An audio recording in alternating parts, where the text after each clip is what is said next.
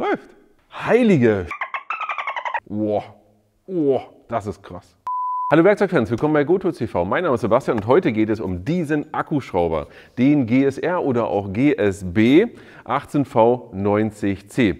Wenn Bosch hier einen neuen Akkuschrauber rausbringt in der Mittelklasse, der in Konkurrenz zum 60C, dem legendären Akkuschrauber steht, dann müssen wir uns das genauer angucken. Heute geht es also um diesen Akkuschrauber, den GSR 18V90C. Und da gibt es eine Menge Verwirrungen und wir müssen das unbedingt aufklären, beziehungsweise auch unbedingt aufklären, wie er zum 60C steht. Aber erstmal, es gibt nicht nur den GSR, ja, das ist ein reiner Akkuschrauber, es gibt auch den GSB. Das heißt, GSB steht immer für Akkubohrschrauber und GSR für Akkuschrauber. Ja.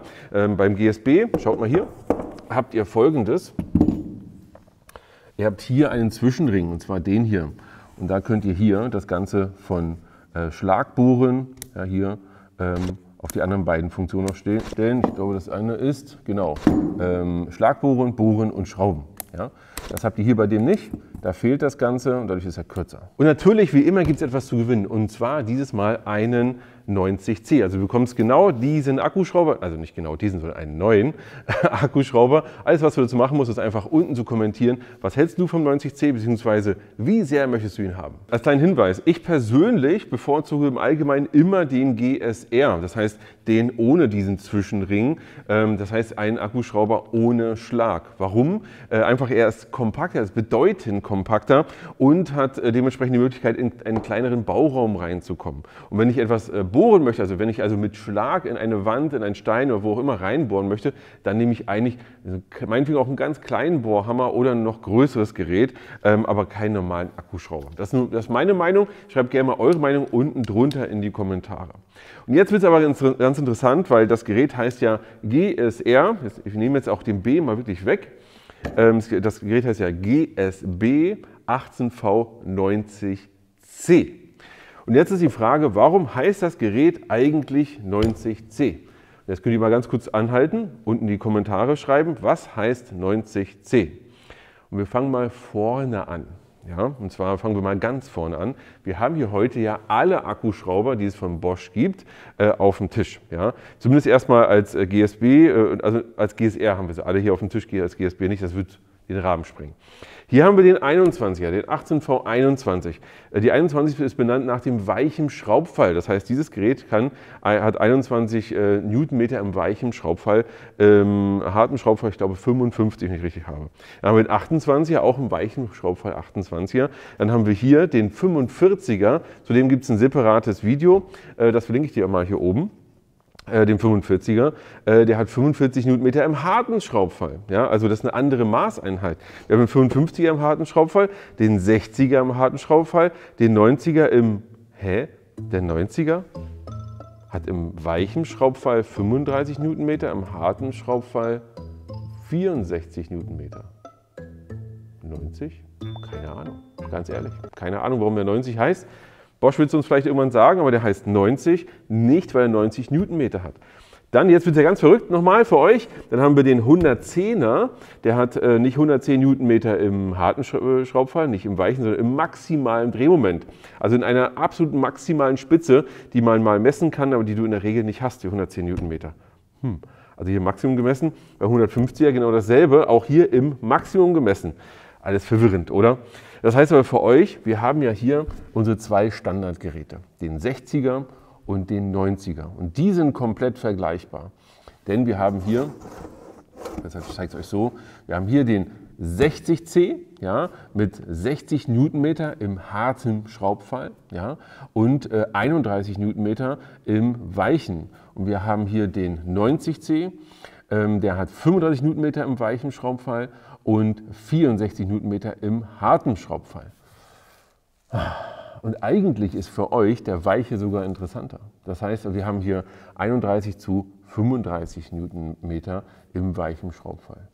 Insofern ist es so, dass der 90er natürlich mehr Kraft hat, aber es ist nicht so, dass jetzt der dass der 90er jetzt so die Lücke schließt zwischen dem 60 und dem 110er. Dass wir sagen, es gibt einen 60er, es gibt einen 90er, es gibt einen 110er und so etwa dazwischen ist der. Nein, die beiden stehen wirklich so nebeneinander. Ja? Und das ist das, was viele von euch, glaube ich, nicht erwartet haben, dass 60er und 90er quasi also Schwestermodelle sind. Und jetzt gucken wir uns mal an, was ist denn eigentlich der Unterschied zwischen beiden? Kommen wir zum ersten, und zwar ist das Thema Preis. Wir haben ja hier den 60er und den 90er. Beim 60er ist es so, der Preis ist schon sehr, sehr gesetzt, weil das Gerät gibt es ja schon ein bisschen. Beim 90er ist der Preis noch niegelnagelneu und wir wissen noch nicht so richtig, wo sich das Ganze hin entwickeln wird. Ihr solltet auf jeden Fall mal unten in die Videobeschreibung gucken oder auf gotools.de. Da findet ihr den entsprechend aktuellen Preis, weil das wird sich noch beim 90 wahrscheinlich so ein bisschen noch regulieren. Wir sind beim 90er bei rund 190 bis 200 Euro, beim 60er sind wir beim Preis von so rund 150 Euro, weil er auch schon so lange auf dem Markt ist. Und apropos, wir kommen auch noch mal zum Thema FC, das heißt FlexiClick, aber das etwas später im Video. Wir werden übrigens auch noch testen. Ja? Ich werde den 90er auch mal nehmen, mal gucken, ob er hier auch ordentlich eine Schraube reindrehen kann in unseren großen Testblock, den wir hier haben. Aber das kommt gleich. Jetzt kommen wir erstmal zu einer ganz wichtigen Sache, und zwar dem Thema Gewicht. Wir schauen uns mal den 60er an und sehen, wir haben hier ein Gewicht von so rund 1,7 Kilo. Und dann nehmen wir jetzt mal den 90er und sehen auch hier ein Gewicht von rund 1,7 Kilo. Übrigens die GSB-Variante wiegt rund 50 Gramm mehr. Wir sehen also, 60er, 90er wiegt exakt das gleiche, beim gleichen Akku, alles dasselbe. Der GSB 50 Gramm mehr ist beim 60er genauso. Also da unterscheiden sich gar nicht. Jetzt schauen wir mal, wie kompakt die Geräte sind. Hier der 90er, hier der 60er. Ihr seht hier also schon einen gehörigen Unterschied, beziehungsweise, naja, das ist auch nur 1 cm, aber das kann schon einen großen Unterschied machen. Also da unterscheiden sich auf jeden Fall. Kommen wir mal aber zu den reinen technischen Daten. Ich blende die hier drüben mal ein, denn da seht ihr Folgendes: Die Geräte haben beide einen Brushless-Motor, aber sie unterscheiden sich in einer Sache, und zwar in der Umdrehung. Ja? Newtonmeter hatten wir ja schon, 31 zu 35, 60 zu 64, aber die Umdrehung ist anders. Nämlich, wir haben Folgendes: Beim 60er haben wir 600 Umdrehungen, beim 90er haben wir 630 Umdrehungen, beim 60er haben wir 1900 im Max, beim 90er haben wir 2100, also 200 Umdrehungen mehr im Max. Und das ist schon ein Unterschied, und das kann schon einen Unterschied machen. Das heißt, wenn du immer auf Geschwindigkeit gehst und schnelle Vorgänge brauchst, dann ist der 90er eher deine Wahl. Eine enorm wichtige Sache ist etwas anderes, und zwar, wofür steht eigentlich das C in dem Namen? Das C steht für Connectivity. Das heißt, du kannst beide Geräte hier mit einem sogenannten Connectivity-Modul ausstatten.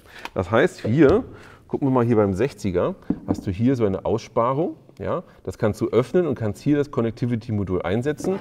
Genau das gleiche hast du hier beim 90er, da ist nur auf der anderen Seite. Auch hier kannst du ein Connectivity-Modul einsetzen. Aber was bedeutet das eigentlich? Hier beim 60C kannst du Folgendes einstellen, genau 3 Dinge. Nummer 1, die Rutschkupplung kann man einstellen, auf Dauer rutschen, da kommen wir gleich nochmal dazu. Nummer 2, du kannst einstellen, wo Kickback anfängt, etwas früher oder etwas später, kommen wir auch gleich nochmal zu, was das bedeutet. Und Nummer 3, die Nachleuchtdauer der LED. So, das kannst du dort einstellen. Beim 90er ist es so, und ich glaube, da gab es auch viel Kundenfeedback, dass sie gesagt haben, na, ich habe das Modul hier, oder in dem Fall hier, gar nicht drin. Ich möchte jetzt aber Kickback mal ausschalten. Ja? Kann man jetzt hier vorne am Modul machen. Als zweites kann man jetzt hier auch die Rutschkupplung hier vorne einstellen. Und das heißt also, das beides brauchst du nicht mehr über das Connectivity-Modul einstellen. Das Einzige, was du noch sinnvoll über das Connectivity-Modul einstellen kannst, ist die Nachleuchtdauer der LED. Aber ansonsten ist es auch so, dass die beiden sich hier eigentlich nicht unterscheiden. Fangen wir mal mit dem Thema Kickback an. Das heißt, hier geht es darum, wenn du jetzt hier du hast hier dein Bit hier drin und das verkantet sich irgendwo, oder ist eine zu große Kraft, die auf einmal auf dich einwirkt, dann zieht der hier so rum. Ja? Und da hast du Folgendes: Wenn du gerade letztens hat Toni das erwischt, er hat hier geschraubt, dann ist ihm das hier so gegen das Kinn geschlagen. Das ist auch nicht lustig, aber normalerweise verdreht das so deinen Arm. Ja? Wenn du Kickback-Controller hast, dann passiert Folgendes, und jetzt hör mal genau zu. Ja, er hat sofort aufgehört, und du siehst hier, es leuchtet, blinkt, blinkt, blinkt, leuchtet, leuchtet, und dann lasse ich los und dann ist das Ganze wieder reguliert und ich kann normal weiterarbeiten. Genau dafür ist das da, und du merkst auch, wie schnell das halt zugreift. Das ist eigentlich eine tolle Sache. Es gibt aber manchmal Momente, zum Beispiel wenn du mit einem Forstner-Bohrer arbeitest, dann kann das sein, dass du da so ein bisschen dass da schon solche leichten Vibrationen kommen und dass das dich stören würde. Dann kannst du hier, da kommen wir, vielleicht kriegt die Kamera das hin, kannst du hier das Ganze ausstellen. Hier einfach hier drauf gehen, hast du hier erstmal an und aus. Ja, jetzt hast du keinen Kickback-Control mehr dabei. Und hier können wir übrigens auch die Kupplung einstellen, von an auf aus, und das zeige ich dir auch gleich, wie das funktioniert. Also nochmal zum Unterschied, der 60C, ja, genau dasselbe, ja, hört dann auch auf. Ja. Das ist Kickback, finde ich eine ganz tolle Sache, und ich würde euch raten, immer eher einen Akkuschrauber zu nehmen mit Kickback-Control, wenn er genügend Kraft hat. Ja. Wenn du so im Bereich bist, ich sag mal 20 bis 30, 40 Newtonmeter, dann brauchst du das nicht zwingend. Ja, aber wenn du jetzt hier schon bei 60 Newtonmeter bist, dann sollte man das langsam schon wirklich im Akkuschrauber verbaut haben, wie es übrigens alle hier hinten haben. Kommen wir jetzt zum Thema Rutschkupplung. Was bedeutet das eigentlich? Ich zeige dir das mal. Die Rutschkupplung ist folgendermaßen da. Du hast ja hier 20 Drehmomenteinstellungen. Das heißt hier 20 verschiedene Möglichkeiten, das Ganze einzustellen, ja, je nachdem, wie groß deine Schraube ist und wie weit deine Schraube entsprechend versenkt werden soll.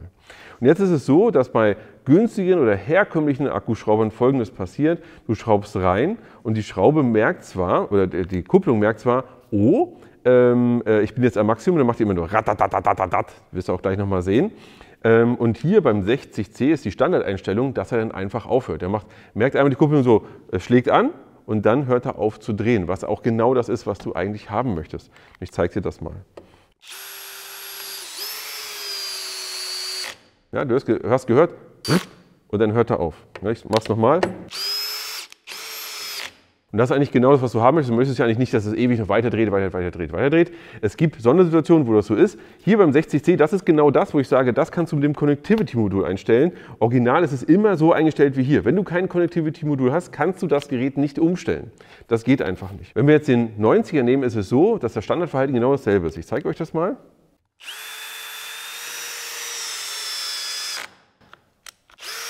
Nochmal.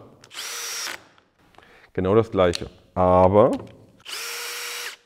du kannst hier die Rutschkupplung so einstellen, das habe ich hier vorhin gezeigt, dass man jetzt wirklich sagt, okay, ich möchte, dass es dauerrutscht. Ja, immer wieder klack, klack, klack, klack, klack macht. Und das ist genau so. Hier an dem Knopf kann ich das Ganze einstellen und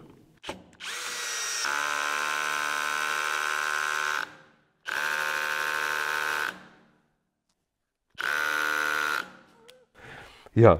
Also wenn ihr das haben wollt, so könnt ihr das machen. Und das ist auch ein riesen Unterschied zwischen beiden Geräten. Das heißt, beim 60er ist es so, dass er so einfach normal stoppt, wie ich das eigentlich auch erwarten würde, wie ich es haben wollen würde. Beim 90er stoppt das genauso, aber beim 90er kannst du es über einen Schalter einstellen, beim 60er über das Connectivity-Modul, was du vielleicht hast oder eben nicht hast. Nachdem ich jetzt angefangen habe mit dem Schrauben, möchte ich aber sehen, ob der 90er auch richtig Bums hat. Ergo, wir werden jetzt mal richtige Schrauben reindrehen, und zwar die großen. Wir fangen bei 8 x 380 Vollgewinde an.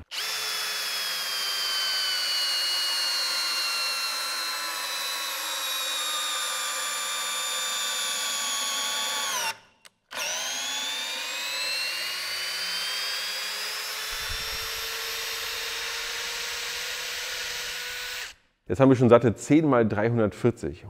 Das wird schon anstrengend.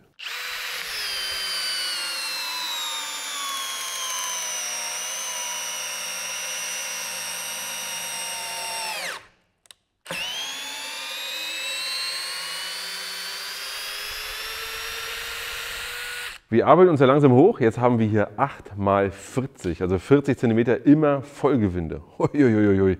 Jetzt bin ich gespannt.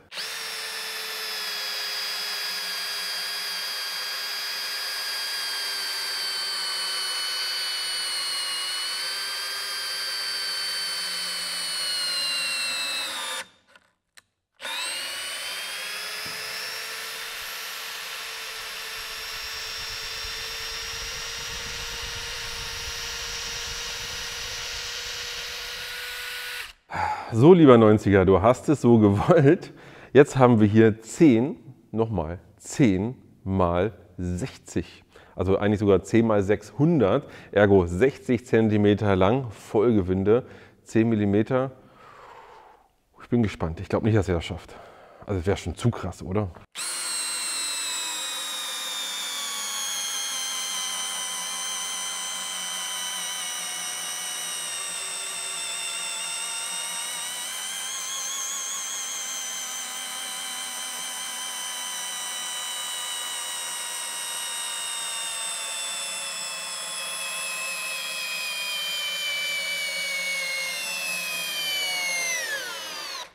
heilige...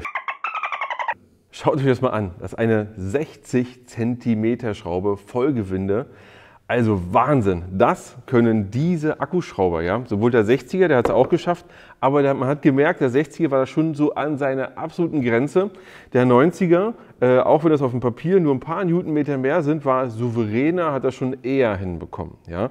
Also das war echt erstaunlich, du hast gesehen, alles davor war auch überhaupt kein Problem. Vielleicht wird er auch 70 schaffen, Meter schafft er auf jeden Fall nicht, wie der hier. Ja, der 150er hat so etwas ja in 1 Meter Länge hinbekommen. Wenn du das Video nicht gesehen hast vom 150C, dann schau es dir auf jeden Fall mal an, verlinke ich dir mal hier oben. Also ist schon irre, ja, wenn du das mal anschaust. Aber du siehst hier, auch da unterscheiden sich die beiden Geräte nicht so signifikant und nicht so extrem. Jetzt ist aber so, es gibt schon noch einen Unterschied zwischen dem 60er und zwar, es ist der 60FC. Und zwar genau der hier, den es auch noch gibt. Und zwar haben wir hier den sogenannten Flexi-Click. Beim 60er Flexi-Click ist es so, dass ihr hier ja ein ganz anderes Gerät habt, was nochmal viel kompakter ist. Jetzt nehmen wir hier nochmal den 90er und ihr sehen, das ist nochmal um einiges kompakter, weil du hier jetzt sogar schon genau an der Stelle den Bit einsetzen kannst. Einfach hier, zack, zack, rein, rums und das war's. Das ist schon echt mega. Und dann habt ihr natürlich auch eine andere Möglichkeit, und zwar, dass ihr Folgendes machen könnt. Ihr könnt zum Beispiel hier ein wunderschönes auch Metallbohrfutter einfach draufsetzen und habt hier entsprechend das dran. Natürlich seid ihr dann schon eher etwas länger, das ist nochmal wichtig zum Verständnis. Aber ihr könnt beim 60er auch sowas hier, einen Exzenter-Aufsatz euch anschauen, wo ihr um die Ecke schrauben könnt. Oder, was der absolute Clou ist für die meisten, ist das hier. Und zwar ist das ein Bohrfutter, ein Schlagbohrfutter. Damit könnt ihr den zu einem Schlagbohrer machen, der bedeutend mehr Energie hat als zum Beispiel so selbst ein großer 150er oder 110er als GSB. Das bekommst du hier auch mit dazu, wenn du den Flexi-Click dir kaufst. Und jetzt sagen natürlich viele, so hier auch mit Griff, mit allem drum und dran. Jetzt sagen natürlich viele, dann nehme ich doch eher den 60FC als den 90er. Ja? Und hier ist es so, dass nach meinem Wissen Bosch den 90FC angekündigt hat. Ich glaube, vor Anfang nächsten Jahres, sicher kann man sich ja heutzutage ja nie sein, wann das denn wirklich kommt, aber ergo vom 90er wird auch noch eine sogenannte FC Ergo Flexi-Click Variante kommen. Jetzt haben wir die ganze Zeit aber nur 60er und 90er uns angeschaut. Was sind eigentlich die direkten Konkurrenten? Nach unten ist es der 55er, also GSR 18V 55. Der 55er hat 28 Newtonmeter im weichen Schraubfall, nochmal 28, 30, 34, also geht leicht die Kraft nach oben, oder 55 Newtonmeter im hartem Schraubfall. Das heißt also, eigentlich ist es so, dass er dem schon recht nah ist, aber er ist leichter. Das ist ein großer Unterschied. Was du hier nicht machen kannst, du hast hier eine dauerhafte Rutschkupplung, das macht die ganze Zeit ratatatatatatat, ja, geht die ganze Zeit durch, hört nicht auf. Nächste, wir haben hier kein Kickback-Control, ja, hat das Gerät einfach nicht. Das heißt, aber nach unten habt ihr den 55er, der ist noch ein paar Euro günstiger, den gibt es teilweise. Nee, möchte ich mich nicht festlegen. Schau mal lieber unten in die Videobeschreibung, da ist der ehrliche Preisvergleich drin. Da findest du von 55 den aktuellen Preis. Er ist ein bisschen günstiger auf jeden Fall als die beiden Geräte. Nach oben haben wir dann den 110er. Und der 110er ist eine ganz andere Hausnummer. Hier sind wir wirklich vom Gewicht her bei 6, 7, 800 Gramm, je nachdem, welchen Akku du unten reinsteckst, mehr. Und das merkst du schon richtig. Zusätzlich ist es so, dass wir hier 47 Newtonmeter im weichen Schraubfall haben. Hier haben wir 35, hier 47 und 85 Newtonmeter im harten Schraubfall, im Maximum 110. Aber 85 wäre der Wert dazu. Das heißt hier 64, hier 85 dann schon. Ein Vorteil, den du hier aber hast, natürlich er hat auch Kickback und so weiter und so fort, das ist alles hier auch schon drin.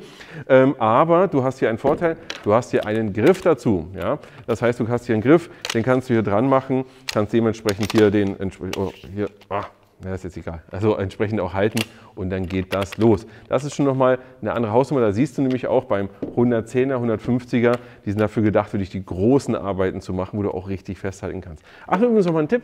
Ich habe ja die großen Schrauben hier eben reingeschraubt. Dabei, wirst du gesehen haben bei den Aufnahmen wahrscheinlich auch, ich habe Kickback ausgeschaltet. Ganz einfach, weil du bei so einen großen Schrauben hast du sehr häufig so einen Anzugmoment, wo das Gerät dann dementsprechend abschalten könnte. Ich wollte für euch das durchgehend machen. Macht das für euch bitte nicht. Und noch ein zweiter Tipp. Wenn du so eine große Schraube hast, ist es immer so, dass ich den Akkuschrauber oder den Akku hier unten leicht fixiere, weil du willst ja immer in diese Richtung. Ja, dementsprechend halte ich ihn hier unten einfach leicht fest und stütze ihn und kann dann schöner reinarbeiten. Ja, dann ist vielleicht nochmal ein kleiner Tipp, um mit großen Schrauben klarzukommen. Aber was ist jetzt eigentlich der Unterschied zwischen beiden Geräten? Ja, nochmal zusammengefasst. Wir haben hier ergo, der 90er ist kompakter als der 60er, Unterschied Nummer 1. Unterschied Nummer 2.